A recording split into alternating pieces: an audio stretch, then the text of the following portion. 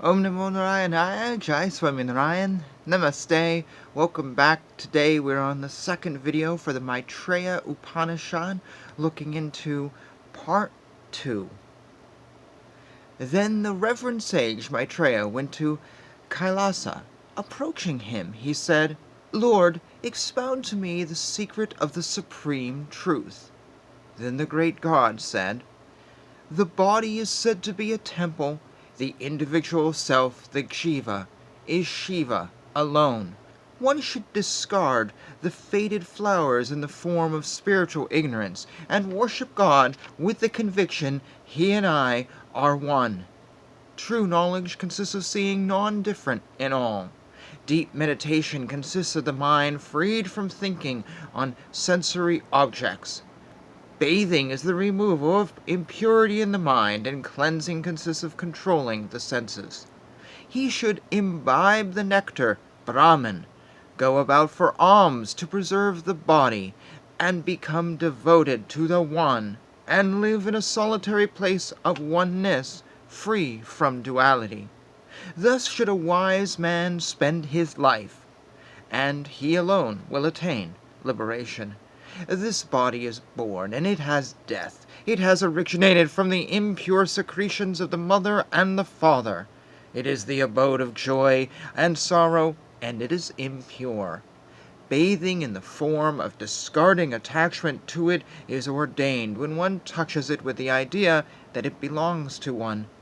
It is built up of primary fluids, subject to grievous maladies, abode of sinful actions, transitory and diffused with agitated feelings. Touching this body, bathing, is ordained. It always naturally exudes at the appropriate time impure secretions through the 9 apertures, the eyes, ears, etc. Having impure matter, it smells foul. Touching this, bathing is ordained.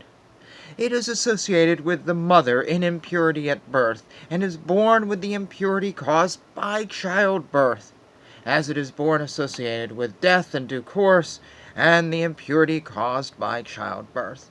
Touching this body, bathing is ordained. Viewing the body as I and mine is smearing oneself with feces and urine in the place of cosmetics. Thus, pure cleansing has been spoken of already. Cleansing the body with mud and water is the external one practiced in the world. Cleansing which purifies the mind consists of the destruction of the 3 inborn tendencies. Real cleansing is said to be by washing with mud and water in the form of true knowledge and dispassion. Feeling non-duality is the alms which is consumed, and the feeling of duality is the thing unfit for consumption. The receiving of alms by the mendicant monk is ordained in accordance with the directions of the Guru and Scripture. After embracing renunciation of his own accord, the wise man shall move away from his native place and live far away, like a thief who has been released from prison. No sooner has the ascetic moved away from the son of the ego, the brother of wealth, the home of delusion, and the wife of desires, than he is liberated from worldly bondage. There is no doubt about that. How shall I perform the twilight worship when the mother of delusion is just dead, and the son of true awakening is born, causing twofold impurity? How can I perform twilight worship when the bright sun of consciousness ever shines in the sky of the heart, and it never sets or rises? The conviction which is present from the words of the Guru that there is only one reality without a second, alone is the solitude necessary for meditation, and not a monastery, nor the interior of a forest. There is liberation for those who are free from doubts. There is no emancipation, even at the end of repeated births, for those whose minds are invaded by doubts about the non-duality of the Atman. Hence one should have faith. There is no true renunciation by discarding action, nor by reciting the mantras apraisa at the formal ceremony of renunciation. Renunciation has been declared to be the oneness of the individual self and the universal self. One to whom all primary desires appear like vomit, and who has discarded pride in his body, is entitled to renunciation. A wise man should embrace renunciation only when there has risen in his mind dispassion for all worldly things, otherwise he is fallen. He who renounces worldly life for amassing wealth, contributed by rich disciples, or for the sake of boarding and clothing, or for a stable position such as the head of a monastery, is doubly fallen. He has neither full pleasures of worldly life nor liberation. He does not deserve final beatitude. The wisest take to contemplation on the reality of Brahman. The middling ones contemplate on the scripture. Low people think of the mantras. The lowest are deluded by the holy places. A fool in vain takes theoretical delight in Brahman without practically experiencing it, as I am Brahman, like the joy of tasting fruits found in the branch of a tree reflected in a lake. If a sage does not give up the inward conviction of non-duality in the collecting of alms from various houses, as a bee does honey from flowers, the father in the form of dispassion, the wife of faith, and the son of true knowledge, he is liberated. People rich in wealth, old in age, and similarly those mature in knowledge, all these are but servants, the servants of the disciples of those who are mature in wisdom. Even learned people have their minds deluded by the illusion created by me, and without realizing me, the Atman, who is omnipresent. They but wander like cows to fill the wretched belly. To one desiring liberation, worship of idols made of stone, metal, gem, and clay results only in the experience of rebirth. Hence the sage should perform the worship of his heart alone. Contemplate on the Brahman enshrined in the heart, non-different from the self. To prevent rebirth he shall avoid external worship of idols. He who is full inwardly and outwardly is like a jar filled in the sea. He who is empty inwardly and empty outwardly is like a jar empty in the sky. Do not become one enjoying objects of the senses. Do not also become one believing in the senses, rejecting all ideations, becoming that which remains.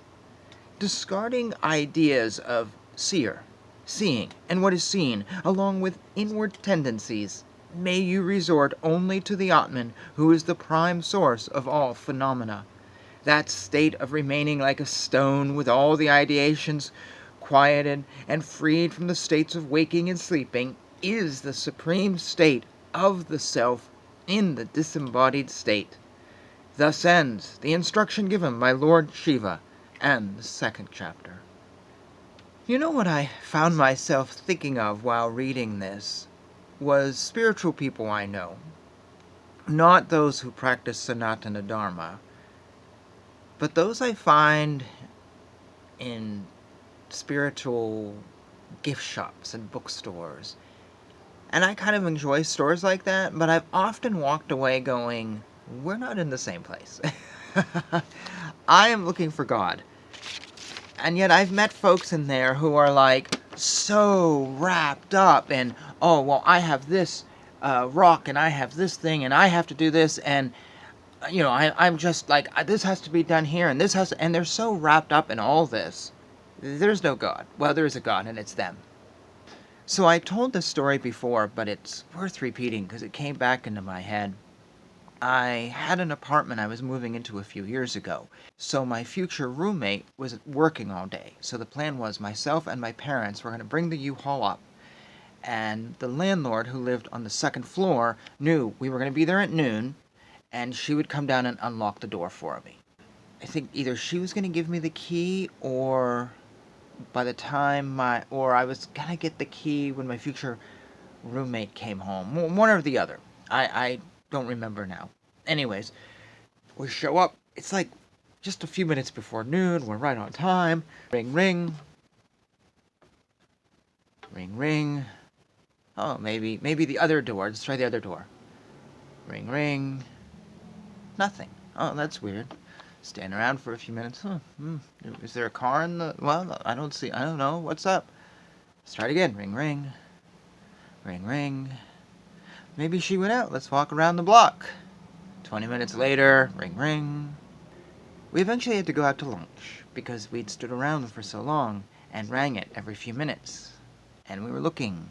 3 hours later, my parents and I, who had went from a coffee house to the apartment and then back to the coffee house and then went for lunch and then back. I mean, we're just trying to figure out what to do. My future roommate comes home and he unlocks the door for me. He goes, "What's going on?" And we're like, or he had come home and then finally we showed up and he goes, "What's going on?" We can't get in. And then later that night, my landlord comes downstairs. "Oh, here's the key for you." "Yeah, I was here at noon. What was up?" "Oh, I was beginning to start my yoga practice, and you disrupted me." "Really? What time does it start?" "A little bit after noon, but I was getting ready for it, and I heard the doorbell." Okay." "Yeah, and you kept ringing, and it kept bothering me." She literally said to me, "So I decided not to answer it, because you were disrupting my enlightenment," or chi, or some stupid word she threw out at me. That just really started things on a bad note, and they didn't end on a good note either a few months later.